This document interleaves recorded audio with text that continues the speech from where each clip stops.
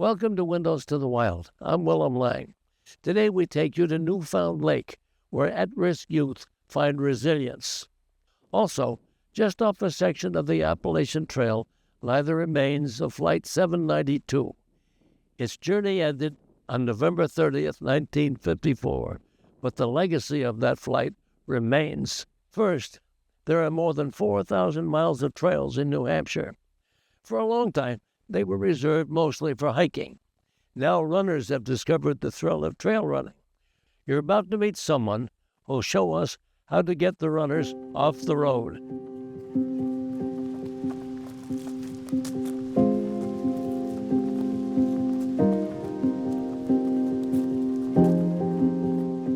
Been a trail runner for over 20 years.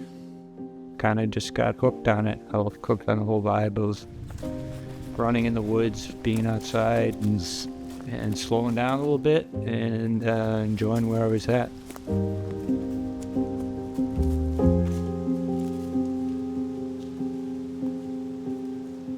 Usually on every run, there's something that catches your eye or something that sticks with you, some memorable moment. Or you run into somebody else that's running out there. Like yesterday, I came up on this lady who was running a little bit slower than I was and didn't want to scare her, so I said hello when I got, 15 feet behind her. And she said hello, and then she said, thank you for saying hello. And I was like, that's kind of strange, and yeah, it can be kind of lonely out here. And then in my next breath, I said, well, that's one of the reasons I like being out here. You can be in your own thoughts, you need to be aware of your footing, obviously, because especially in New England, the footing is, do you want to go out? I know them out.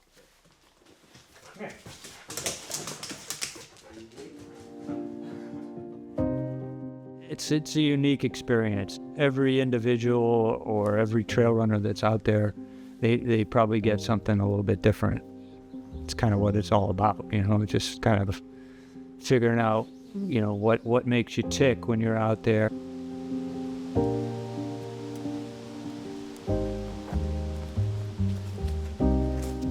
One of my buddies, his explanation, and I kind of buy it to some degree, is that it's good to test your body and see what your body can do, how your mind reacts to it.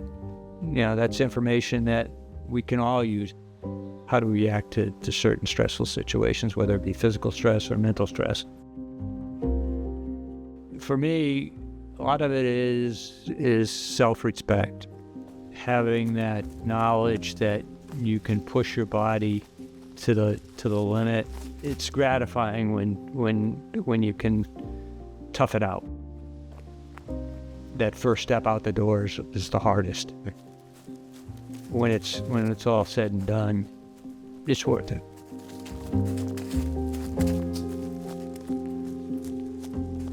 Part of the environment in trail running is really supportive. I can't remember how many times, if I'm in a bad place and someone will come up on me and they'll say, is there something I can do to help you? Can I give you a salt tab? Do you need any calories? You got enough water? Even from the top down, from those elite athletes, there is a feeling of, I want to win this race, but I'm not going to win it at somebody else's expense. It's really, really nice. It's really a good thing. Part of it, I think, is just being in the woods. It's just you and your feet on the ground. Just more relaxing and that's conducive to being yourself, being who you're that compassionate person that you are. So, yeah. Just try to keep moving. Just sometimes you may think you're going way too slow, but you're moving forward. You're getting closer to the finish. It's just the way it is. Newfound Lake is in Bristol, New Hampshire. Just off its shore is an island where at-risk boys are challenged to believe in themselves. It's where they practice respect, responsibility, and develop a sense of community through outdoor living. 5, 4, 3, 2, 1, go!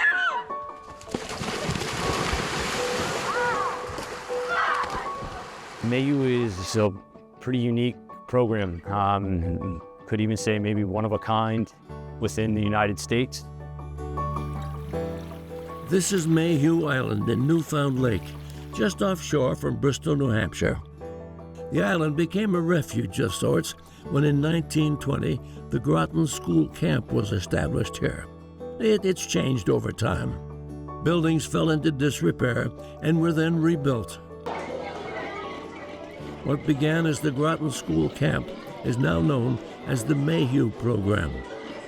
I grew up in Rhode Island, so lived and worked on Block Island for a number of summers, and I was like, I want to go live on an island again. My name is Greg Stautzenberger. I'm the program director for Mayhew. I live in Harrisville, New Hampshire, but make Mayhew Island my home in the summer. I've worked for Mayhew for close to 15 years. Gentlemen, nice job getting quiet when the flap goes down. Thank you very much. I don't know if anybody For more than 100 years, the island has been a place away. So-called needy boys from New England spent summers here to find their place in nature. The mission of Mayhew today is to challenge and help at-risk boys from New Hampshire. I think at-risk is one of those sort of more challenging terms, and a lot of organizations might be going away from that. And we had a board meeting and a guest speaker at the board meeting this past spring where we talked about how, nowadays you can almost consider any youth at risk. There's so many different challenges that kids face in regards to technology, in regards to, the peer pressure at school and in their home communities. But for the Mayhew program, all the boys that we work with come from households where their income is at or below the poverty line. Over 50% of the boys that we work with come from single mother households. And for those that are familiar with adverse childhood experiences, the boys that we work with would score pretty high on that ACE scale. So those are the things that we would look at and consider at risk. Starting at the age of 10, boys spend summers on the island, tuition free. 3, 2, 1, go! They can return every summer right through high school graduation. I think the program works by, primarily giving these guys something to belong to. And that sense of belonging is super important for youth nowadays. But the foundation for the programming starts right here on the island and getting the guys to realize that they're part of something that's bigger than themselves. On top of that, what really works is the continuation and follow-up throughout the school year, throughout the summers, and the guys that stay involved potentially through their whole middle and high school careers. If you think about Mayhew, one thing that I think people should take away is the longevity of our programming. The fact that we're working with guys for up to 8 years is pretty important to helping those guys build success, to have a trusted adult in their life, and to have this organization and program that helps them believe in themselves before maybe even they believe in themselves. I am the adventure counselor. I don't know if they're doing adventure. I know I'm doing adventure after lunch.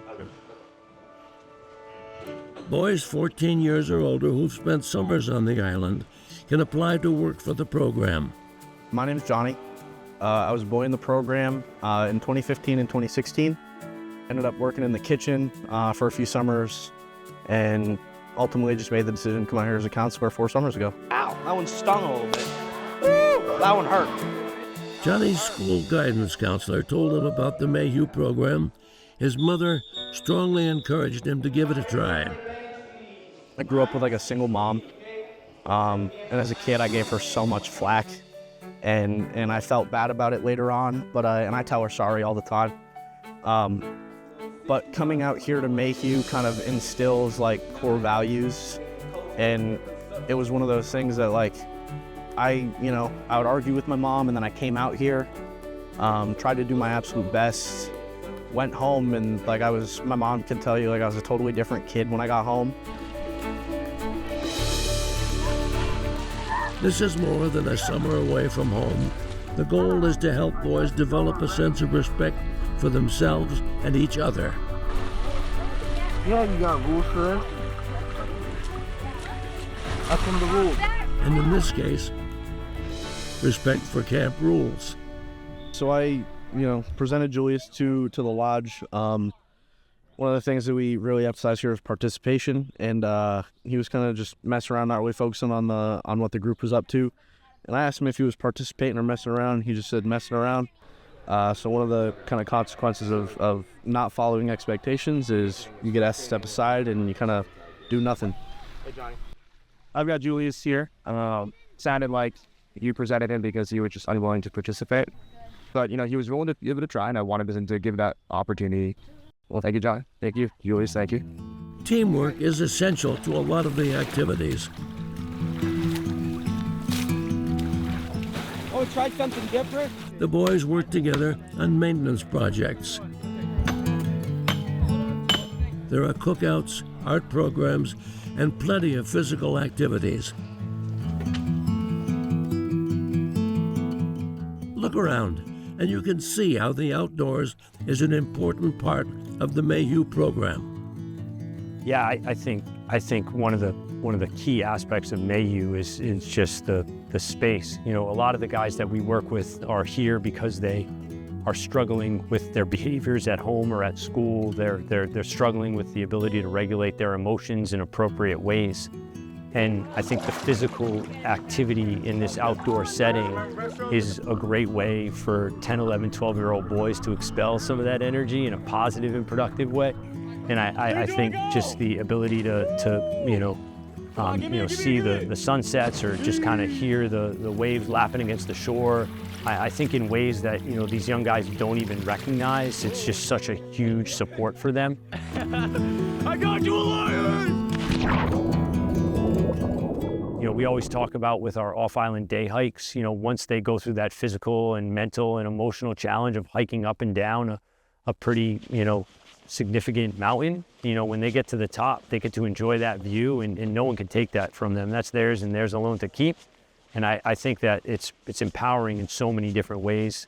It's helpful in so many different ways. And, for a lot of these guys, even though they live in the state of New Hampshire, they might not get to experience things like this. And that's really going back to the roots of, what Mayhew is that ability to take, kiddos in certain situations and give them a unique opportunity that they might not get, but specifically in that outdoor natural setting.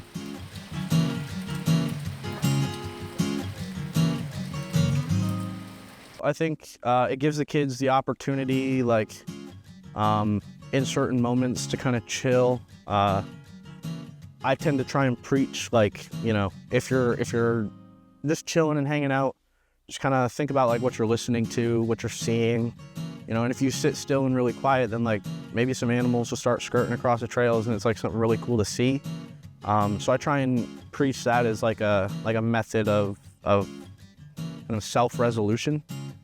And I hope the kids pick up on it. The program runs for 3 weeks. Then, as summer fades and the boys return home, staff members continue to meet with them. The boys who start at 10 or 11, we work with all the way through high school graduation. And the uniqueness is the pairing of the summer program with the school year support that we offer the guys in their home communities. Boys have found guidance on Mayhew Island for more than 100 years. Good morning, guys. How are you? Great. How's everything going? Great. And it continues. Perhaps that's its greatest feature. Robert Louis Stevenson reminded us not to measure success by today's harvest,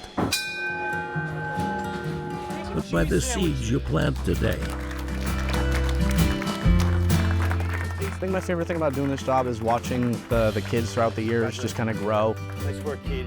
I love seeing that. I love just kind of being there for the kids. One of my things that I say every year I come out is I want to give the kids a better summer than what I had. And I had some great summers.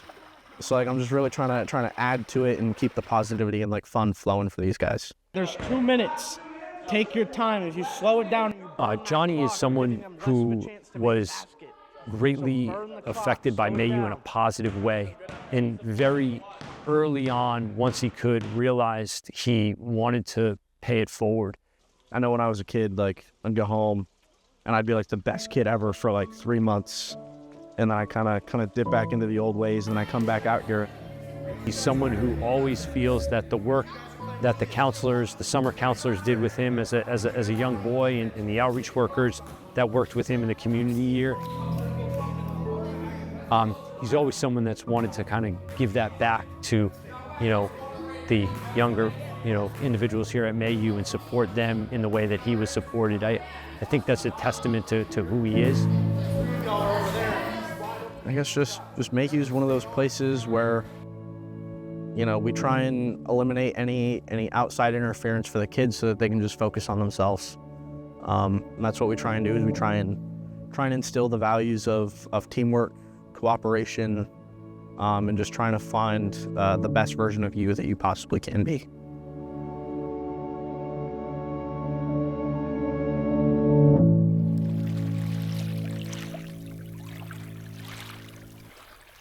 In 1954, Northeast Airline Flight 792 left Boston for Berlin, New Hampshire.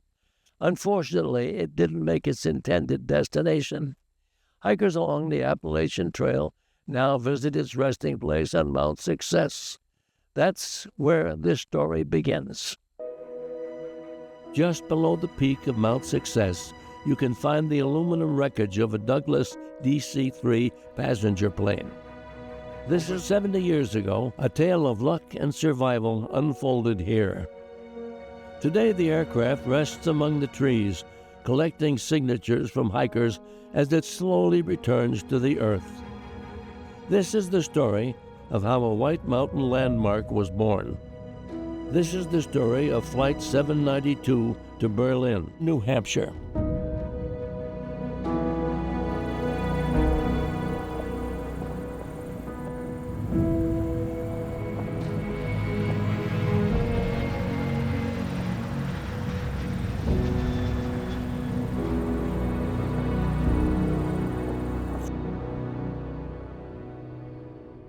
It's a great story because it's real. It's not made up, not something that was written for a book, but it reads like that, or it tells like that. And I think that's one of the things that makes it interesting.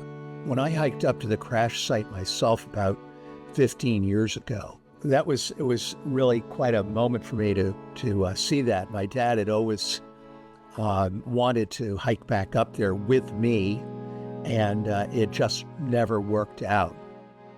The story goes that on November 30th, 1954, a DC-3 passenger plane of Northeast Airlines, which is a small airline based in Boston, was on a regularly scheduled flight. So Dad was on a very routine flight from Boston to Concord to Laconia and then on to Berlin. They ran into some bad weather. It was November, so winter was coming. And in fact, winter had arrived when they got up above the White Mountains. It's usually a nice ride, and in clear weather, it must be spectacular. But at that point, a snow squall developed over the higher altitudes, and so the plane lost visibility. And at the time, instrument flying was in its infancy. Flight 792 lost its most vital navigation equipment. Its ADF malfunctioned. ADF is an automatic direction finder. And it was an instrument, it's an instrument that homes in on ground-based beacons and shows the crew where in relation to that ground-based beacon they are.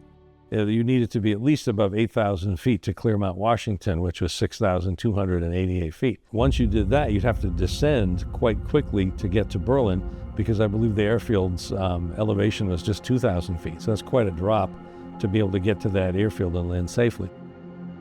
So before they got to Mount Washington, they got enveloped in a snow squall.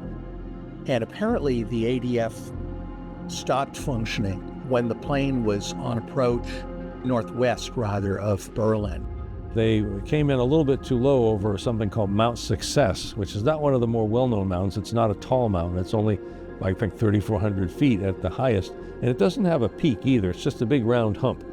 And the plane came in low enough before they could do anything to see what was in front of them They had hit the trees at the top of the mountain, and the plane got tangled into what's called the Krumholtz, which is those gnarled fir trees that can survive in that environment. The front of the plane really took the brunt of it. My understanding is that on impact, all three on the flight deck went through the windshield. My dad, his co-pilot, and the Northeast dispatcher who was riding the jump seat behind them.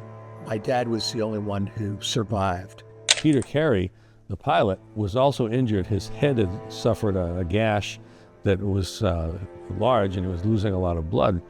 But they were able to stitch him back together for long, and he was able to participate in stabilizing everyone else and took charge of the scene. But evidently he was well enough, barely fit enough to put out a fire, and with the help of his stewardess, who was a lady named Mary McKettrick. She in many ways was always a hero in my dad's book and in my family's book. She tended to some of the injuries, she kept everybody's spirits up, and when they got rescued, it was her photo that seemed to have been the one that was put all over the newspapers as the face of Flight 792. Mary and the three passengers in the back, who all survived basically unharmed, no serious injuries at all, basically kept my dad alive for the next 3 days. There was nothing on the plane to eat. It was below zero. It was just this really cold stretch that they had happened to fly into, and they had to make do with no heat and just get through the next 2 days, not knowing when they would be rescued. And it was the morning of the third day they were finally spotted by an observer on a Northeast Airlines reconnaissance flight. And as soon as the location was pinpointed, helicopters came by and lifted everyone out. And it was then Fish and Game that cut their way into the crash site. My dad, so frozen, so injured that they couldn't actually get him into the helicopter. He was basically stretchered out underneath the helicopter and taken out. He was really in bad shape and spent weeks at Mass General Hospital following the accident.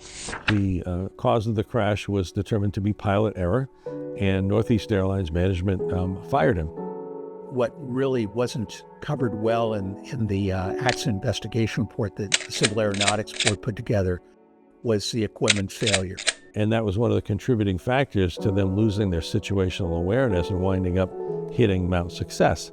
My dad actually had to hike up to the crash site the following spring with an engineer to retrieve that ADF equipment. The government didn't do that. The Civil Aeronautics Board didn't do that. My dad and an engineer had to do that. I don't think with anyone's permission. He just went up and did this, and then had it brought to a lab and had independent tests made to verify its inaccuracy. And that was, a huge part of his effort to vindicate himself. He was able to mount a court case against the airline. It took, I think, 7 years for a judgment to finally be made in his favor. And the court ordered Northeast Airlines to reinstate Peter Carey with all the back pay he would have been owed from that time, and also seniority, which is very important to a pilot. He was able to get back into the position he would have had he been flying that whole time. But Mary, she stayed with Northeast Airlines for the next 18 years.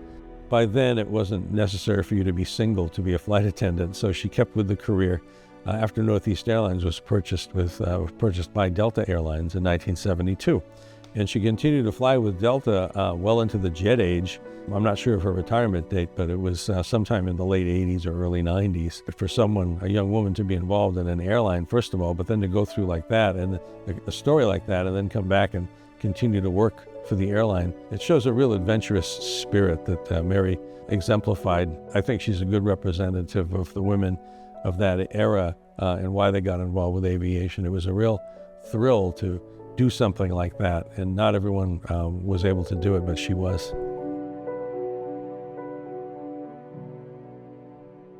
Well, we come once again to that part of the show that I've always liked least, the time we have to say goodbye. But we do, so I'll say goodbye.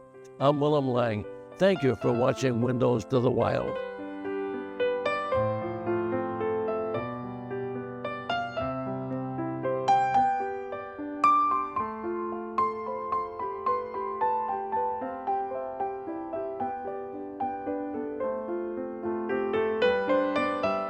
Support for the production of Windows to the Wild is provided by the Alice J. Reen Charitable Trust, the John D. McGonigal Foundation, the Bailey Charitable Foundation, Rhodes Scholar, and viewers like you. Thank you.